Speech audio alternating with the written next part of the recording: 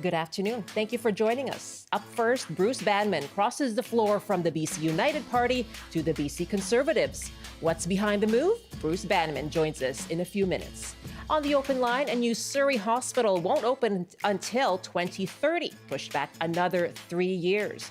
What does that mean for patients? We'd like to hear from you. After 12:30, a new report finds little improvement in addressing the exclusion of kids with complex care needs in schools. We'll ask for your experiences and what's needed to address the issue.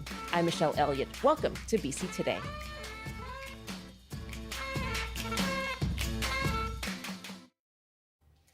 Thank you for joining us on CBC Radio 1, live streaming on CBC Gem, cbc.ca/BC, and on the CBC Vancouver YouTube page. Well, Bruce Banman, the MLA for Abbotsford South, has crossed the floor to join the Conservative Party of British Columbia. He was previously the BC United critic for emergency management and climate readiness, and is a former Abbotsford mayor. Bruce Banman joins me now. Good afternoon. Well, good afternoon, and thanks for having me. Oh, thank you for joining us so soon after announcing your decision. What prompted your decision to leave, and why now? You know, to explain that, I have to talk about my grandparents. My grandparents actually escaped from Russia during the Revolution. They were Mennonites that came to Canada, and Canada was gracious enough to open up its arms. And they came here, and they were allowed to basically live a free life. They were able to worship the way they wished. They were able to teach their values to their children, and they were, most importantly, able to speak freely without fear. And what happened with me, as I was finding it incredibly difficult, or increasingly difficult would be a better way of putting that, to be able to speak up on behalf of those who actually elected me to represent them. And the Conservative Party of British Columbia has vowed to allow a lot more open debate and allow me to express myself and bring the concerns of those who elected me to the floor of the legislature. And that's, to me, very personal and the heart of democracy. And I believe why democracy actually is in trouble is because that isn't the norm. That's not what normally happens. And I believe that there are those out there that are looking for the people that they elect to be able to speak their minds. And that actually, you mentioned I was a mayor. That's exactly what happens in local government most of the time, is that you have a varied interest and they're allowed to speak and debate, and you get all kinds of different ideas. And I look forward to bringing that to the floor of this legislature with John Rustad. What are the issues that you feel you weren't able to speak up on and that there wasn't enough debate on with BC United? Let me give you an example. Mr. Banman, I think we've lost our Sorry, I inadvertently muted myself. Let me give you an example. There was a vote that happened in the legislature in the last session where I was told that if you are not in favor of this particular motion, you need to leave the building.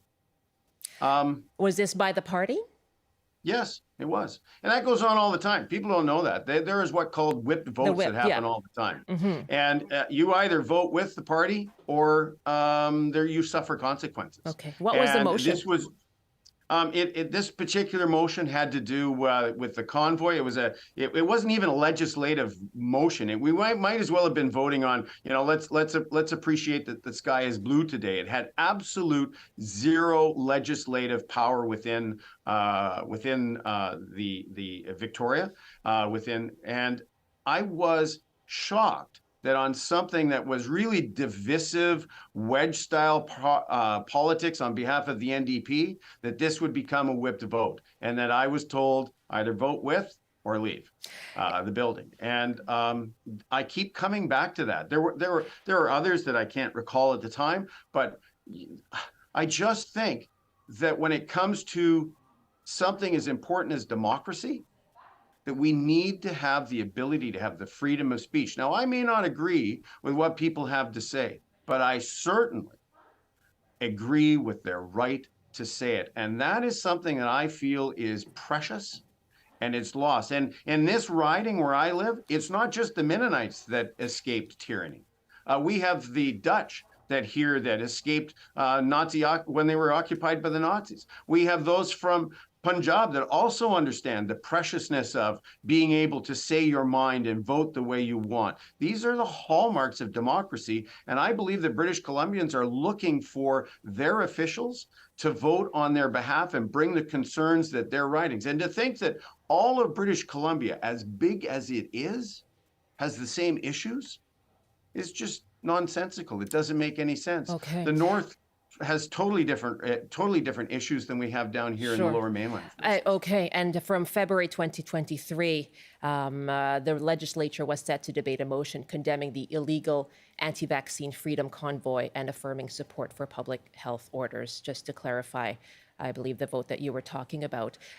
You were, though. And my concern may surprise people. My concern of that particular vote was not necessarily what they're, I don't agree with some of the shenanigans that went on with regards to the convoy, but I certainly support people being able to speak up and say what they have to say. It happens all the time. We see it with environmental issues, for instance. We see that. We see civil disobedience. That is part of democracy. And it was a wedge that was driven in by the NDP just to create controversy. And I thought we should have the right. In fact, I thought we should have walked up and refused to vote on it, period. But carry on. Pardon me, but you talk about crossing the floor in order to be able to better represent your constituents. Did they not vote for you as a BC Liberal, now BC United MLA?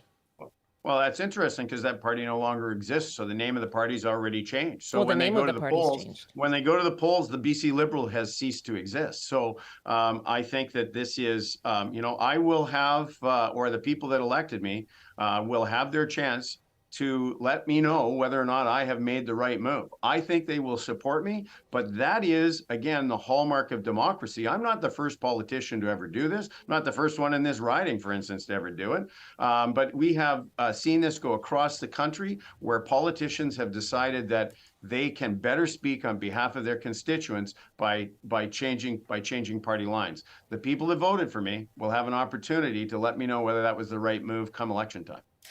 Your leader is now John Rustad, who was ousted from BC United for his views on climate change and skepticism.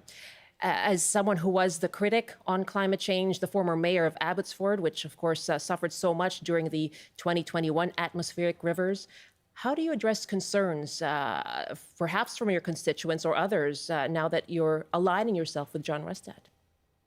Well, John Rustad has a right to speak on behalf of what he thinks is important in his riding, which I said is different necessarily than what's in the Lower Mainland. I don't have to agree with everything everyone says, but what I do have to do is— But this is your party, right? Do you not have to have aligned views? Again, I think that Canadians and British Columbians are looking for people that will speak up on behalf of the issues within their riding, which doesn't always focus eye to eye with every other riding across the province or across the country for that matter. So whether I agree with John is not the point. What's at heart of this issue here is the ability for those you elect to be able to speak up unfettered and campaign on behalf of the issues that they feel are important in their ridings. And what I am sure that, John and I have talked, we disagree on many, many things, but we agree on more than we disagree. And this attitude that's out there right now of you have to agree with everything everyone says.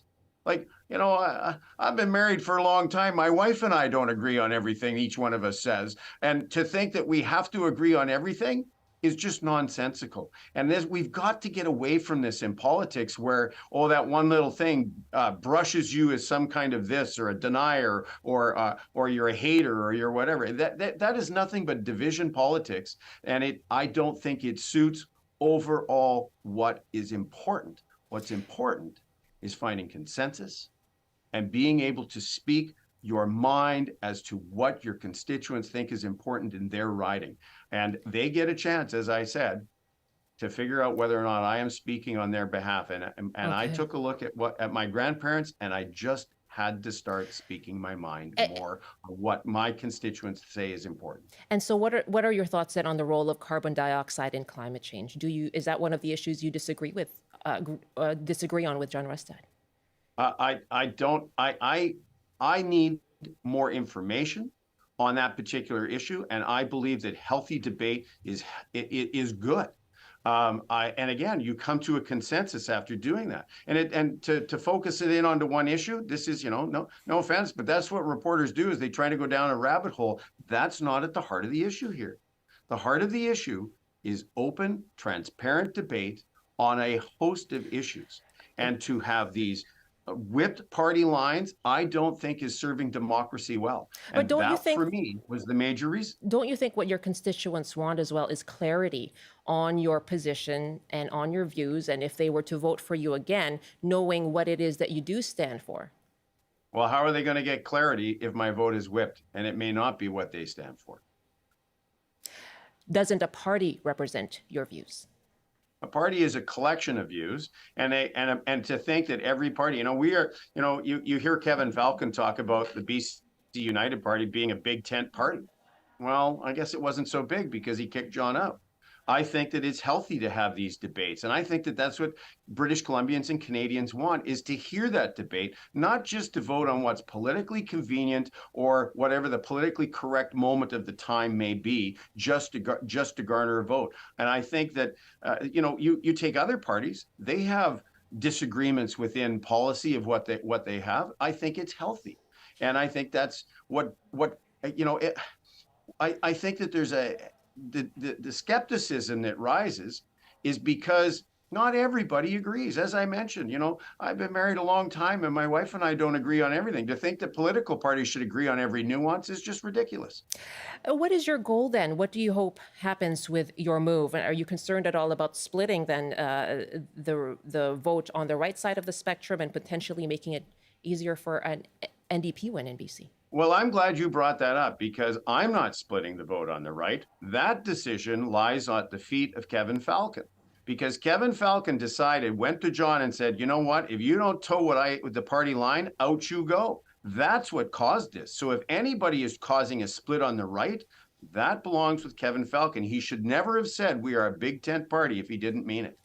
And that, I am just now listening to what my constituents have said over the summer and speaking up on their behalf and being able to do that unfettered and with a greater freedom. And that, as I said, to think that every single riding across this province is going to be on the same page is ridiculous. Come on. And pardon me, Mr. Banman, just to wrap here, you now give the BC Conservatives official party status. What is the goal then? Well, the goal is to have healthy debate in Victoria, and by doing so, let's come to a consensus of what British Columbians need and want, and be able to speak our minds and our hearts and listen to our constituents and have that healthy debate. Parliament, it's called Parliament for a reason, because you parlay, you speak, you debate. And my job as the Conservative Party is to hold government accountable, as I was doing before. But I don't see much of a change other than the name of the party and the ability to be able to speak what is near and dear to my heart and near and dear to the hearts of those who elected me. I will be able to, I believe, represent my constituents better by being able to bring up their concerns in a more transparent and honest manner. Really appreciate your joining us this afternoon. Thank you so much for your time. Thank you. It's Bruce Banman, the MLA for Abbotsford South. And BC United leader Kevin Falcon is speaking later on this hour. We'll continue to follow this story for you here on CBC. It is 12:20 now, 1:20 in the Mountain Time Zone. The province broke ground yesterday on Surrey's new hospital, but the opening date has been pushed back by 3 years, and the facility will also cost $1 billion more than previously thought. The first patients will be treated there in 2030. And the new price tag is close to $2.9 billion. In the meantime, the strain continues at Surrey Memorial Hospital. And concerns as well continue that the healthcare needs of the city are not being properly resourced. We're taking your calls on this today. What do you think of the delay in the new Surrey Hospital? If you live in Surrey, we would love to hear from you. And how concerned are you about your own local hospital not meeting your community's needs? You can give us a call, 1-800-825-5950, 604-669-3733. You can also hit pound 690 on your cell phone. You can also email us. That's bctoday@cbc.ca. For more on this, I'm joined by Dr. Randeep Gill, an ER physician from Surrey Memorial Hospital. Good afternoon, Dr. Gill. Thanks for joining us. Oh, thanks for inviting me. What is your reaction to this new timeline that the doors to this new hospital won't open for another 7 years, 3 years that past what had been expected until yesterday? It's very unfortunate. These delays have real life consequences, and that's the thing that we really want to hammer home when taking these calls and coming on these shows is that there are real life consequences. There are wins for the city for sure. We have a brand new infrastructure that's going to be going in, but we do have to dissect what the quality of that hospital is going to be. What is it really going to add? What are the new services? And is there any life-saving interventions that are being added? And to all of those answers is none.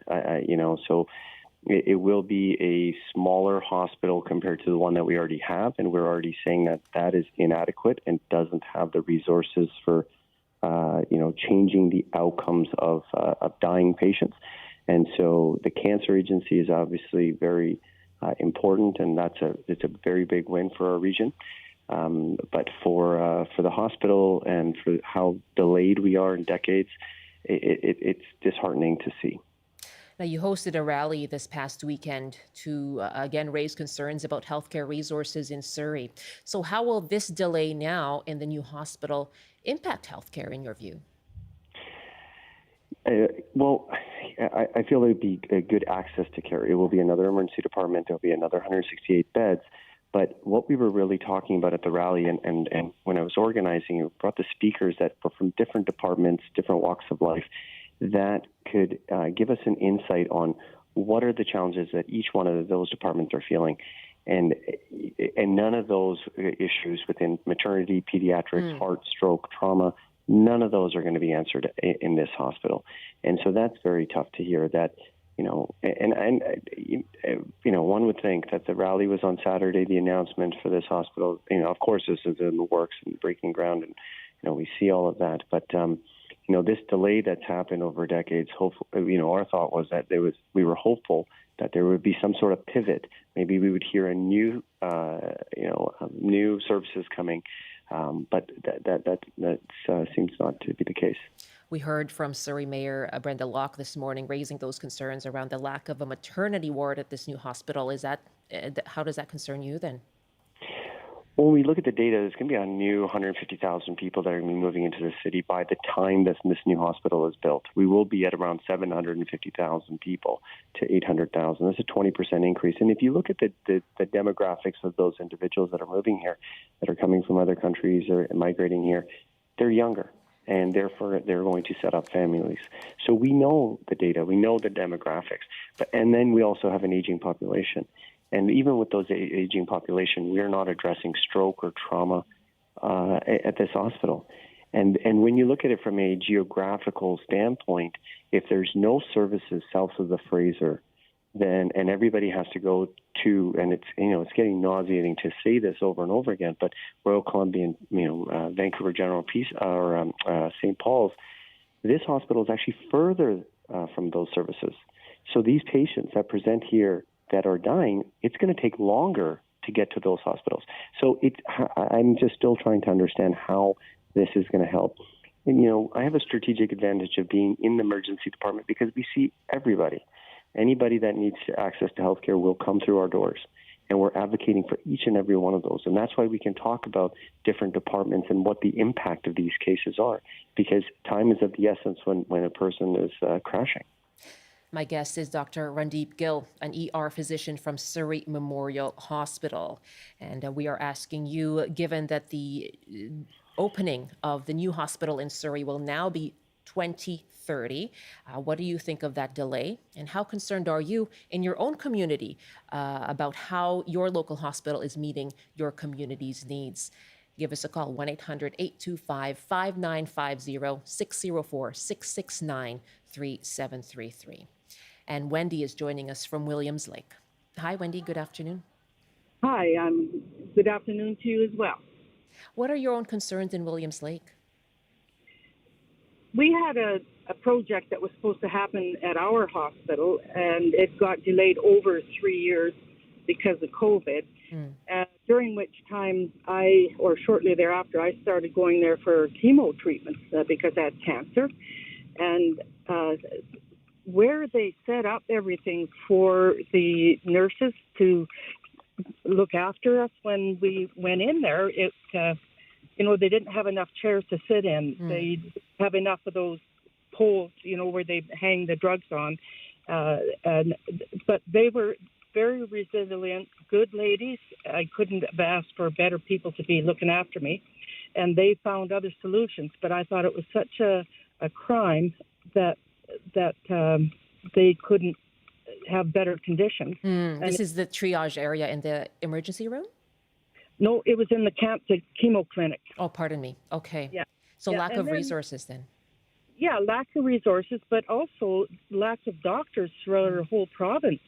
And I feel that the conditions in the hospital and the expectations of the government chases them off. Why would they want to come here when they can get better and have better elsewhere?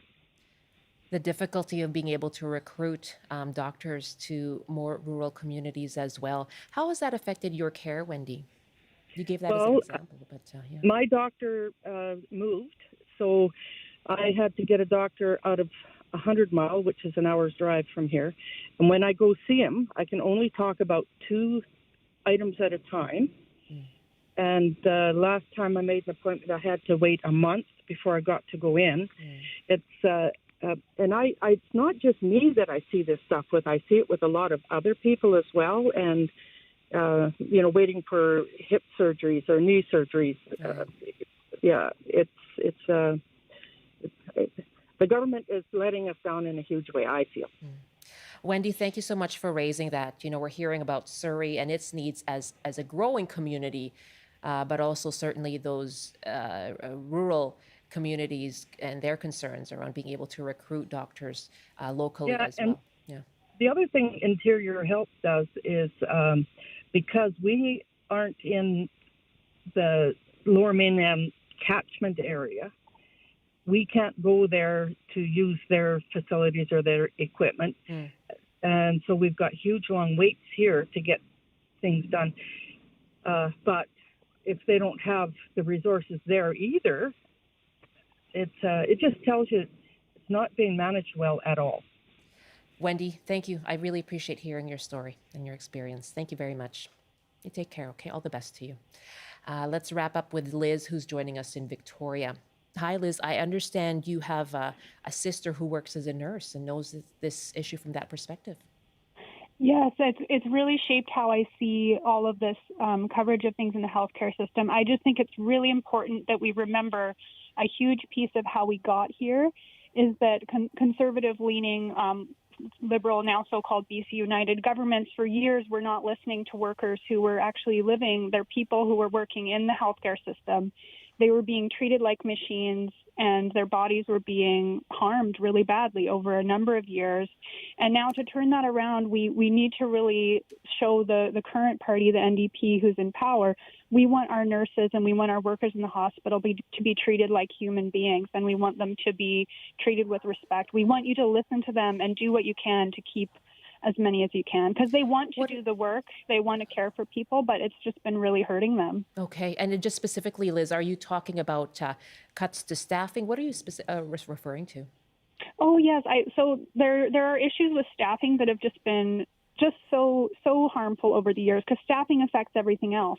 When your staffing goes down, you have patients that are more angry, that are getting help less quickly, and violence goes up. Nurses face some of the highest rates of violence of any profession, and that includes law enforcement. They have more claims for injuries from violence than almost any profession in the province. And I really think it's important that we go to the provincial government and we tell them that we expect them to take care of this, but we also go to the federal level and we say, we see what you've done. You have let the health transfer to the provinces stagnate very badly. This just comes from the very top. And from the very top, I do think it is a disrespect for the workers and the people who are actually caring. And we just can't let it go on. Liz, thank you very much for the call. And just quickly squeeze in Robert in Brentwood Bay. Hi, Robert. What's been your experience? Oh, good afternoon. Yes, I live in Central Saanich in Brentwood Bay, and the local hospital, the Saanich Peninsula Hospital, they've been closing their emergency ward at nights most of the summer, or all the summer, and they just announced last week or something they're going to continue to close the emergency ward at night.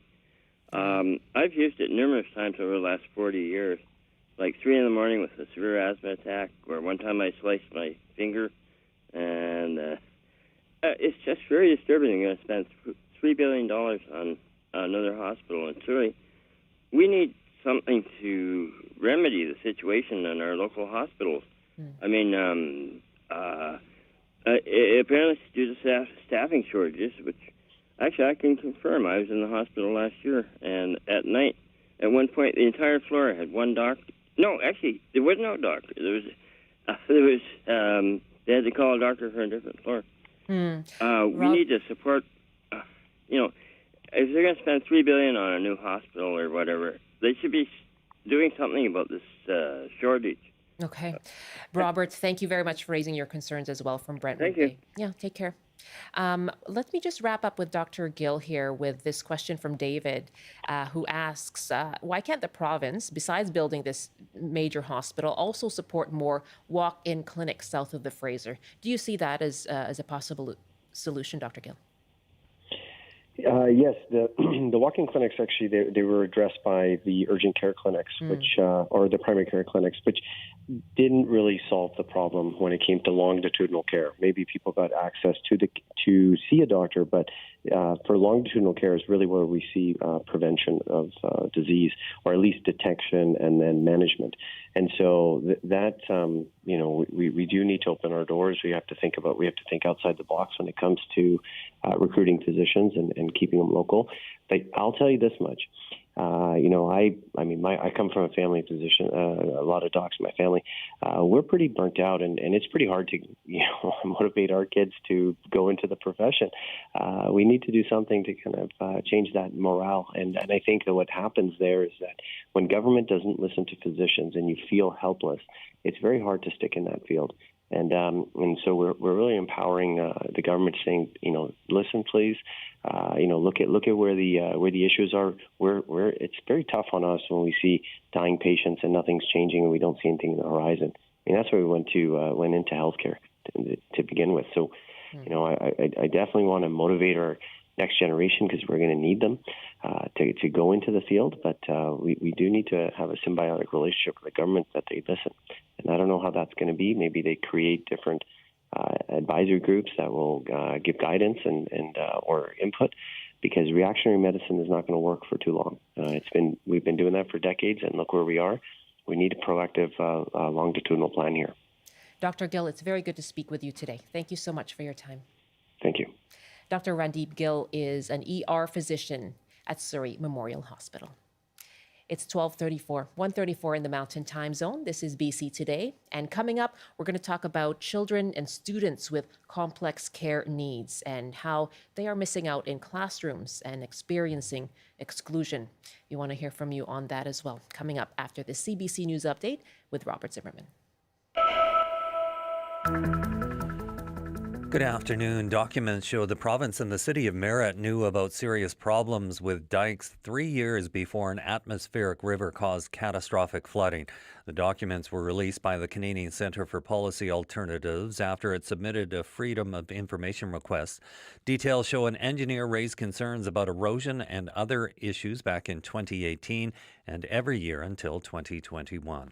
Jurors at the first-degree murder trial of Ibrahim Ali have been told that his genetic profile matches DNA found on the body of the 13-year-old victim.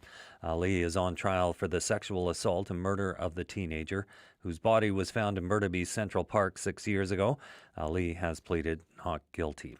And the BC Conservatives now have official party status after Abbotsford South MLA Bruce Banman jumped from BC United to the Tories. With 2 members, the Conservatives are eligible for increased funding. BC United leader Kevin Falcon says Banman has betrayed the people who voted for him. And now the forecast air quality statements continue for several areas due to wildfire smoke. On the north coast, mainly cloudy this afternoon with a high of 16. Highs reaching 18 with sunshine, smoke and strong winds in the Peace. In the central interior, sunny with local smoke and a high of 19. Highs in the mid-20s with lots of sunshine in the Kootenays. In the southern interior, sunny with a high of 25. And for Metro Vancouver, Greater Victoria and the Fraser Valley, a mix of sun and cloud this afternoon with highs up to 23 inland. I'll have more local news at the top of the hour. Now back to Michelle with BC Today. Thank you so much, Rob. It's Rob Zimmerman in the CBC Vancouver newsroom. Welcome back. You're with BC Today, joining us on CBC Radio 1, live streaming as well on CBC Gem, cbc.ca/BC, and the CBC Vancouver YouTube page. I'm Michelle Eliot. Very nice to have you with us this afternoon. I'll take a listen to these words from parents and students with complex needs about exclusion in schools. I'm told for the entire school year ahead, my child has to be picked up at lunch hour. There was no support for her in any classes. I missed the year-end water slides event and a walk to the ice cream shop because I got mad. Now, those comments are part of an annual survey put together by the BC Ed Access Society. And after years of putting together their exclusion report, the group says there's been little improvement in how children with complex needs are being treated in the public school system. We'll hear from the group in a moment. We'd also like to hear from you. If you're a parent of a student with complex care needs or a student yourself, what has been your experience? Has your child faced exclusion in class? And what's needed to improve school inclusion for children with disabilities and complex care needs? I'd love to hear from you on the open line. Our phone number is 1-800-825-5950, 604-669-3733, or pound 690 on your cell phone. You can also email bctoday@cbc.ca. I have 2 guests with me now. Tracy Humphreys is Executive Director at the BC Ed Access Society, and Brenda Lenihan is the founder of the BC Complex Kids Society. Good afternoon to you both. Thank you for joining us. Hi, Michelle. Hi, Michelle. Thank you so much for your time. Tracy, I'll start with you. I gave some examples there of the comments that you heard, but when you say exclusion, can you describe exactly what that looks like? Yeah, sure. So when we talk about exclusion, we let parents define it very broadly, or students if they're the ones reporting on the tracker. And so we're talking about things like being sent home from school, being asked to stay home, being only allowed to go partial days, but also things like what you heard, being excluded from a field trip or from band, or just from being able to participate in the learning with other students because there's not the support for them to access what they're learning. Okay, not the support. And Brenda, from your experience, why is there that lack of support? And what does that mean for the students? Yeah, Michelle. I mean, it's multi-layered. The population that BC Complex Kids supports, and that I come from as a parent myself, are kids who have complex health needs, and there's a variety of barriers. There's so many barriers in the school across the spectrum of disabilities. For us, a lot of the time, it has to do with the health supports in the school, and of course, sometimes those come from outside of education, from the health ministry, and we see real challenges there with the cross ministry support being there for the kids. What is the impact that you have seen, in your own family and among people and families that you work with, Brenda? The impact is huge. I mean, there's huge barriers. I mean, I know families right now whose kids are not in school because a nurse has not been hired to attend school with their child. Of course, we have a nursing crisis, but we have to be innovative. There's got to be solutions. I mean, there needs to be equitable access across the province. And we need to come to the table with solutions for these things. There's families have ideas.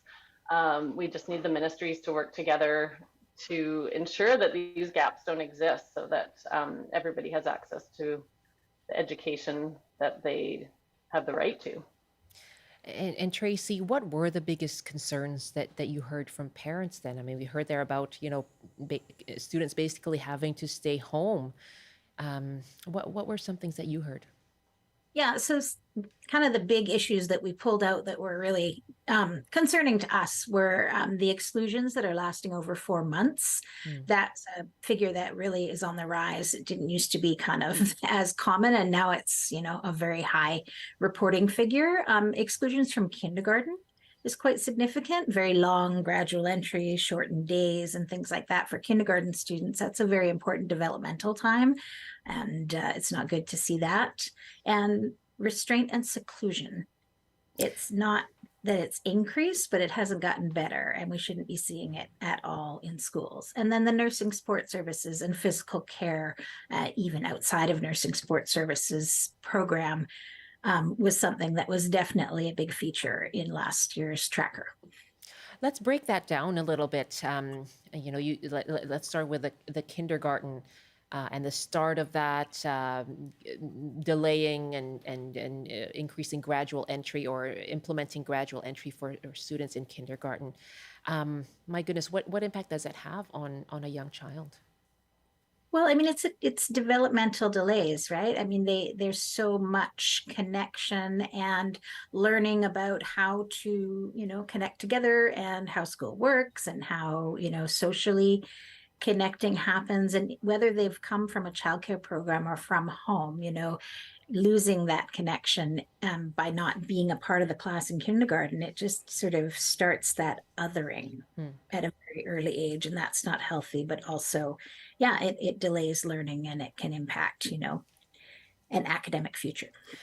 Let's jump on that a bit with Brenda. We heard about just now from Tracy about othering.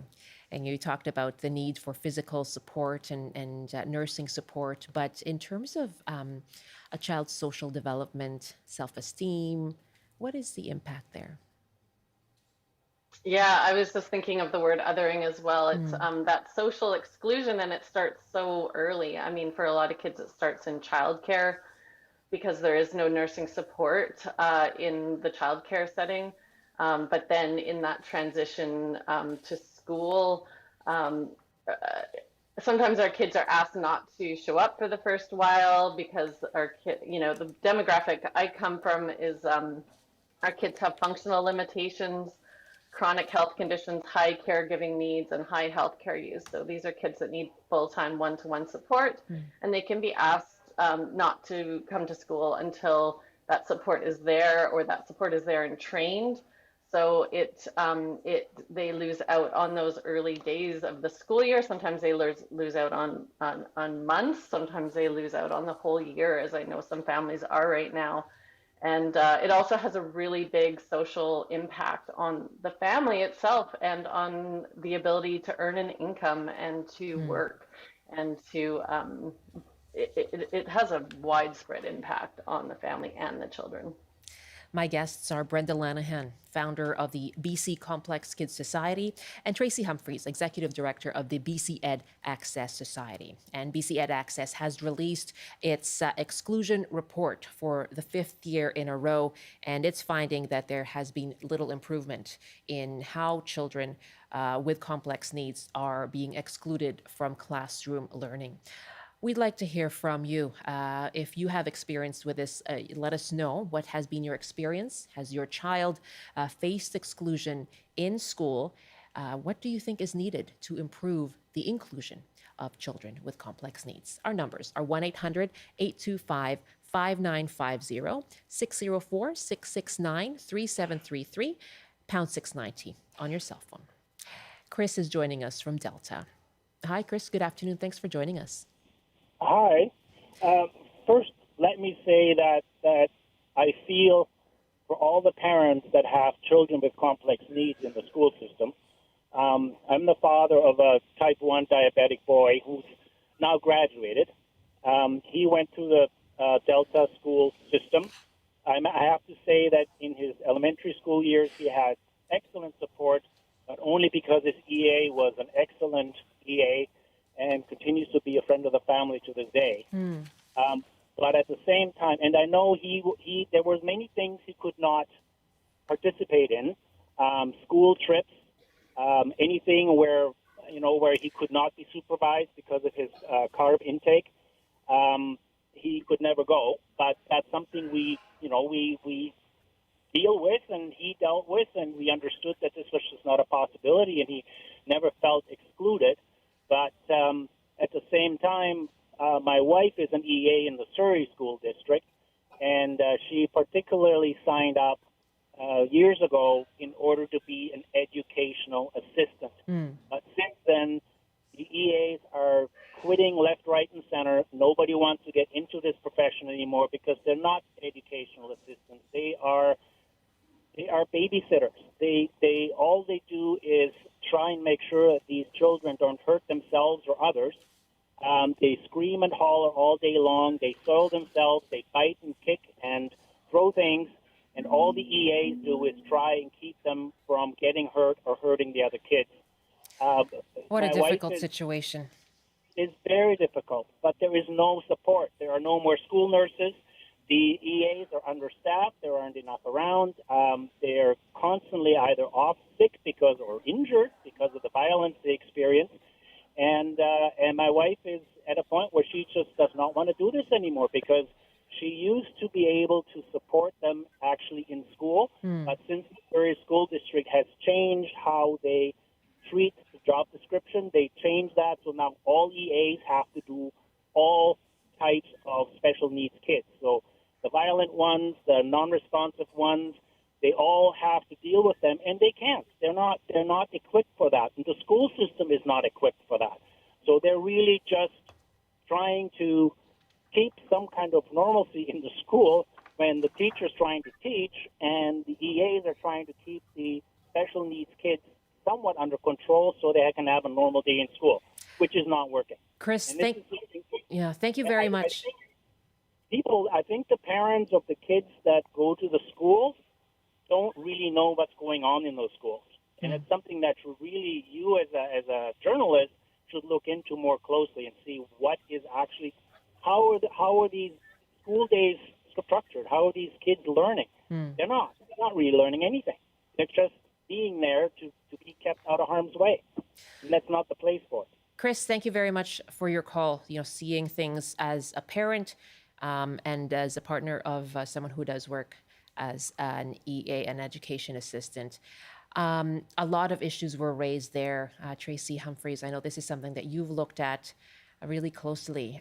What do you, I guess first let's start with those concerns around EAs and working conditions, whether they are properly trained to deal with the challenges that children have and what they need as well in terms of positive behavior support. Yeah, well, we know, Michelle, that education assistant training programs vary around the province from about 3 weeks to 2 years in length. And we know that they can't possibly be learning the same things in those very different programs. And so, it's something that we've been a part of a movement for education assistant standards of practice for several years now, and it's been going on for about 25 years, but the province, needs to put those standards in place so that this can be treated more like a profession, so that they are more prepared for the work. But the other thing that the caller did raise, which is very valid, is just that there's not enough people. And that is creating a crisis. And I would not disagree that there are many, many kids who are not there learning. They're just there being supervised. And that's not what we want to see for those kids. No. And what about for you, Brenda, when it comes to, those concerns that he raised there? What stood out for you? Yeah, well, I mean, I hear the concerns, but I also, I just heard some things also that were a little troubling. The fact that it's not the place for those kids, it is the place for every child. It's that we need to really work harder, fund better, and collaborate to create better environments for all kids. that's just I know communicate behavior is communication, but yeah, when you have a lack of support, it can look very challenging and it can impact the whole school environment. But when you have the right kind of support, it can work and it should work and it needs to. How concerning is that for you then? That is a conclusion that people may have based on the lack of resources within the public school system, Brenda? Well, it is concerning. I mean, we see more and more kids moving to home learning environments, and it's really concerning. I think we need to shift the conversation on that. It's just, without the funding and the proper support, we are going to see challenges, and we can't place the blame for those challenges on the children.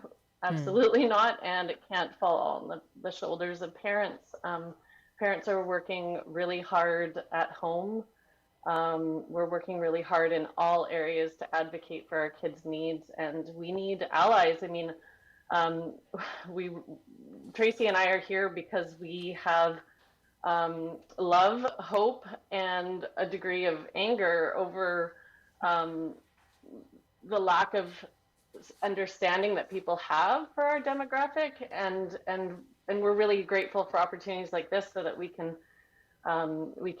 have a conversation about it and share it with British Columbians, because until the rest of society become allies to this discussion, to this need, we are going to see things deteriorate. We need all of society to value equitable rights for our kids to be at school. I'd love to get some solutions from you in just a moment too. What does need to change in order to provide those equitable access to education for students and children with complex needs? And we also want to hear from our listeners too. If you're a parent, love to hear from you. What has been your experience? Has your child faced exclusion in class? And what's needed to improve those school conditions? What kinds of supports are needed? We'd love to hear from you. 1-800-825-5950, 604-669-3733. And you can also hit pound 690 on your cell phone. And so, Tracy, I mean, you've been doing this report for 5 years now, and you haven't seen much of an improvement. What is needed so that year 6, you will see some of that measurable improvement? Yeah, it doesn't feel great to go through the tracker every year. It's a very emotional experience for me to read those kinds I'm sure of it's very emotional. comments that you said at the beginning. And but some things I've seen in certain school districts, I've seen them start to track some of these numbers. I've seen them start to make some changes.